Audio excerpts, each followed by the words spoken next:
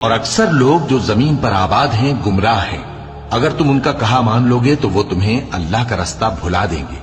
یہ محض گمان کے پیچھے چلتے اور نرے اٹکل کے تیر چلاتے ہیں۔ تمہارا پروردگار ان لوگوں کو خوب جانتا ہے جو اس کے رستے سے بھٹکے ہوئے ہیں، اور ان سے بھی خوب واقف ہے جو رستے پر چل رہے ہیں۔ سو جس چیز پر ذبح کے وقت اللہ کا نام لیا جائے، اگر تم اس کی آیتوں پر ایمان رکھتے ہو تو اسے کھا لیا کرو۔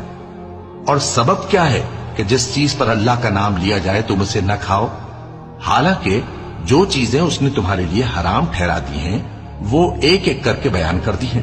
بے شک ان کو نہیں کھانا چاہیے مگر اس صورت میں کہ ان کے کھانے کے لیے ناچار ہو جاؤ۔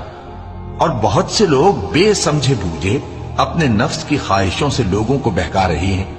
کچھ شک نہیں کہ ایسے لوگوں کو جو اللہ کی مقرر کی ہوئی حد سے باہر نکل جاتے ہیں تمہارا پروردگار خوب جانتا ہے۔ اور ظاہری اور پوشیدہ ہر طرح کا گناہ ترک کر دو۔ جو لوگ گناہ کرتے ہیں وہ عنقریب اپنے کیے کی سزا پائیں گے۔